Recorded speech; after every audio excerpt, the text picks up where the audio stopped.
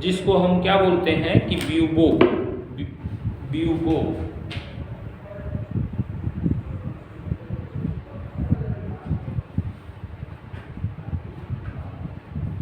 तो ये गिल्टी भी बोलते हैं इसको कि गिल्टी है ये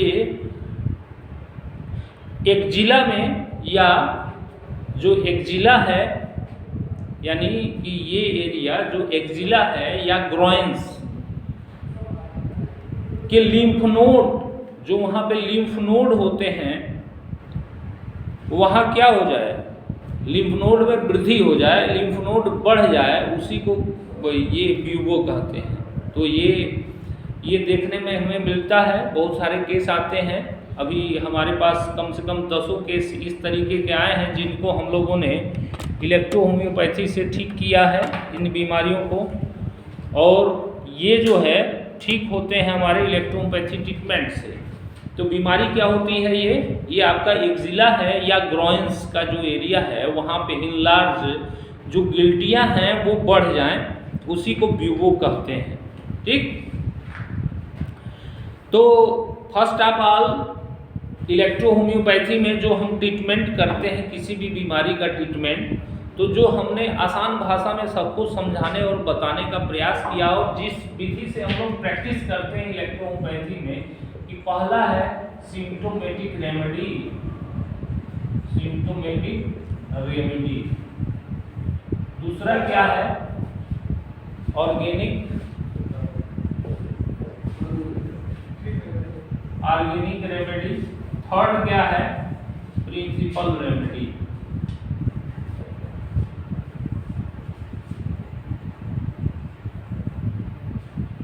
तो ये 3 चीज़ों पे हमें ध्यान देना होता है किसी भी बीमारी में। ये 3 चीज़ें जो हैं इसको विशेष रूप से हमें ध्यान देना होता है, और इसको जब ध्यान हम देते हैं तो ट्रीटमेंट करना आसान हो जाता है। किसी भी बीमारी का आसानी से हम ट्रीटमेंट कर सकते हैं।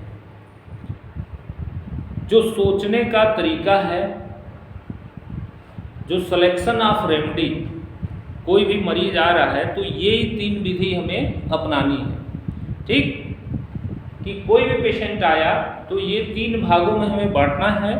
और पहला क्या नोट करना है पेशेंट का हमारे पर्चे पे, कि जो सिम्टम्स हैं उसको, तो इसमें सिम्टम्स क्या आते हैं, खास करके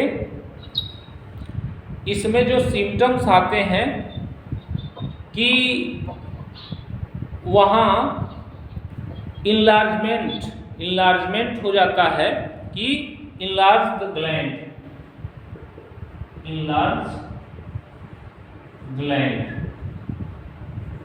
पेन, दर्द, फीवर, बुखार भी हो जाता है, जिसको गांव देहात में बाघी आना बोलते हैं, बाघी इसको बोलते हैं गांव देहात में, इसको बाघी वगैरह कहते हैं गांव देहात में। तो और इसमें जो है ये मेन लक्षण जो है ये बढ़ जाता है, दर्द होता है, फीवर होता है पेशेंट को।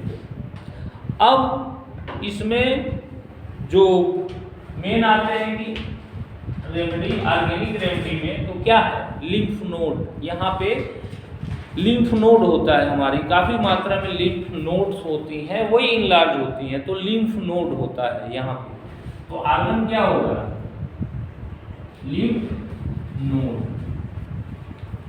ठीक, आर्गन्स में हमने क्या देखा कि लिम्फ नोड हो गए आर्गन्स में। और तीसरी चीज क्या हो गई कि अब इसके पीछे कारण है कि क्या क्या किसी बीमारी को होने के पीछे, यानी कोई भी डिजीज हो रही है तो उसके पीछे कोई न कोई कारण है। उस बीमारी के होने के पीछे जो है कुछ न कुछ कारण जो है वो होता है बीमारी होने के पीछे।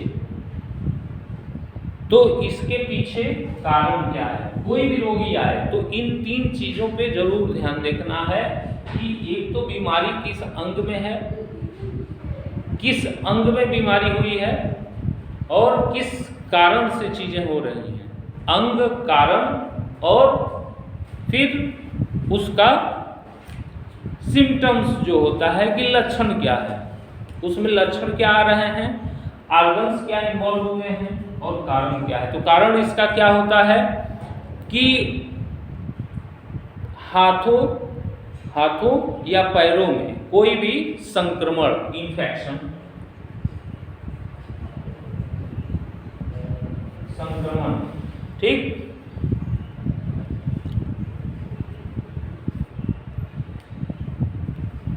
वोंड, घाव,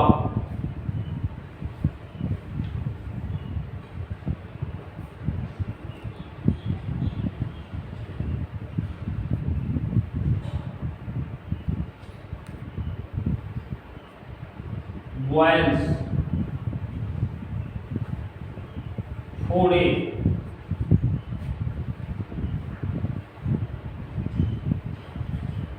आए समझ में। ये 3 प्रकार के कारण हमें देखने को मिलते हैं कि इसके पीछे ये कारण जो है हमें समझ में आते हैं कि ये कारण या हाथों में फोड़ा हो जाए या कोई इन्फेक्शन हो जाए या घाव बन जाए तो ये क्या होता है, लिम्फ नोड इनलार्ज हो जाता है। पैर में कोई फोड़ा बन जाए या घाव बन जाए या कोई संक्रमण हो जाए तो इस कारण से ये चीज़ें हमें देखने को मिलती हैं, ठीक।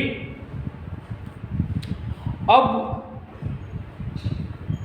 इसमें जो है कभी कभी पस भी फॉर्मेट हो जाता है, इस लिम्फ नोड में पस भी फॉर्मेट हो जाता है। पस फॉर्मेशन थोड़ी स्टेज ज़्यादा बढ़ जाती है तो पस भी होने लगता है, पस बनने लगता है। अब इसका ट्रीटमेंट कैसे लिखेंगे, तो पहला क्या है, सिम्प्टोमेटिक रेमेडी।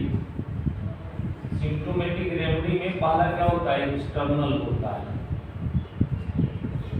यानी कि बाहरी रूप में क्या प्रयोग करेंगे, एक्सटर्नल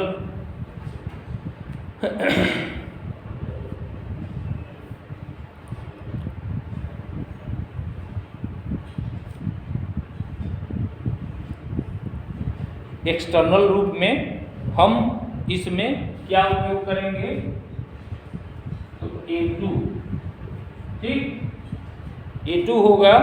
और चूंकि दर्द वगैरह है, सूजन वगैरह वहाँ होता है, दर्द सूजन, तो C5 या A2, GE या WE, पेन वगैरह है तो WE, सूजन वगैरह, ये एप्लीकेशन है वहाँ पे। ये क्या होता है, D4 में होता है एप्लीकेटरी। अब इसमें क्या है कि फीवर है, बुखार है, तो बुखार में क्या होता है, S10 F1, S10 और F1 फीवर में।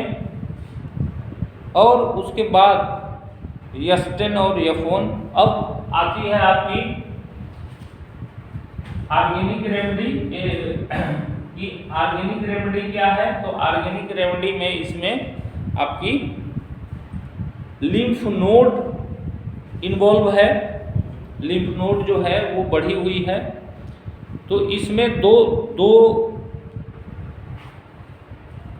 बहुत C4 दवाई है, C5 दवाई है और C1 है, 3 औषधियां हैं इसकी। और उसके साथ आपकी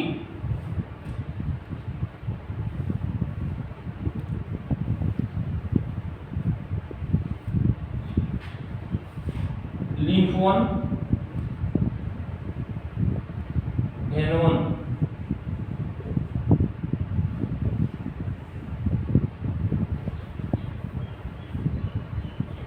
और किसी प्रकार का अगर कोई संक्रमण है और कॉन्स्टिट्यूशनल रेमेडी आपकी S1 या S2 होती है, भरवन होती है, ये जो है आपकी ये कॉन्स्टिट्यूशनल रेमेडी है किसी भी रोगी के लिए कि वो लिम्फेटिक है या सैंग्वाइन है, उस आधार पे आपकी कॉन्स्टिट्यूशनल रेमेडी S1 या S2 होती है।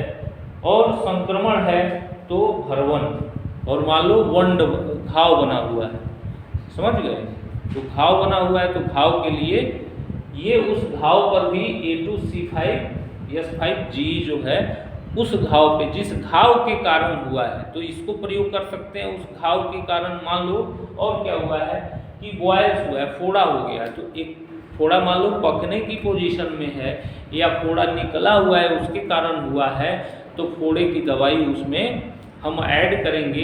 Acute condition C1A1 chronic congestion C5A2 जो फोड़े की कंडीशन होती है, तो फोड़े में हम वही दवाई जो है आपकी यूज होती है फोड़े में, क्या कि आपको फोड़ा मान लो पकाना है उसको, तो क्या है A2C5G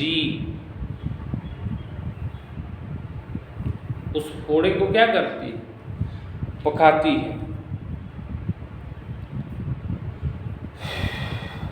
तो इस आधार पे उसकी चिकित्सा जो है, ये बहुत हार्डनेस हो जाए, ये पस की कंडीशन है C5 और ये पस की कंडीशन C5 होती है, तो A2 हम जोड़ देते हैं। C1 simple enlargement of the gland अगर हो रही है तो C1 यूज करते हैं, और वो बहुत ही कड़ा हो गया, एकदम हार्ड, छूने पर एकदम हार्ड, तो वो उस कंडीशन में C4, और उसमें क्या दिख रहा है हमें कि पस जैसी कंडीशन बनने की अवस्था आ रही है, पकने जैसी, तो C5, ठीक है। और N1 और L1 ये इतनी दवाइयाँ इसमें ऐड करते हैं, तो इस हिसाब से हम, और इसके फीवर में हम S10 और F1 और WE, ये फीवर की कंडीशन हो तो उस समय की कंडीशन हम इसको दे सकते हैं। ये औषधि आपकी D5 या D6 में होगी, D4 या D5 D4 में ये औषधि आपकी देनी होती है, जो कारण की दवाई है, ठीक, जिस कारण से चीजें हुई हैं। अब कारण आपका घाव वहां बन के हुआ है तो घाव की दवाई करेंगे, फोड़ा अगर बन के हुआ है तो फोड़ा की दवाई वहां करेंगे। तो चाहे वो एक जिला का लिम्फ नोड इनलार्ज हो या ग्रोइन्स का, दोनों में ये दवाइयाँ जो हैं हमारी काम करती हैं। ये इलेक्ट्रोपैथी ट्रीटमेंट जो है आसानी से इन चीज़ों में हम कर सकते हैं, और ठीक रूप में इसका ट्रीटमेंट आप करिए इलेक्ट्रोपैथी से। इस डिजीज में जितने भी रोगी आए हमारे पास, लगभग सारे रोगियों को हमने ठीक किया इस दवाई से, लगभग सारे रोगी ठीक हो गए, 100% ठीक होता है इससे। और इसी तरह से आप सिलेक्शन ऑफ जो रेमेडी है, इसी आधार पे आप करेंगे इस रोग में। तो ये हमारी चिकित्सा होती है गिल्टी या ब्यूगो जिसको बोलते हैं, तो ये हमारी चिकित्सा होती है इसकी। और आसानी से इस रोग को इलेक्ट्रो होम्योपैथी विधि द्वारा कारण का, आर्गन का, और जो प्रेजेंट टाइम जो लक्षण है उसको ध्यान में देते हुए आप इस बीमारी को आसानी से ठीक कर सकते हैं। तो ये हमारी रही चिकित्सा।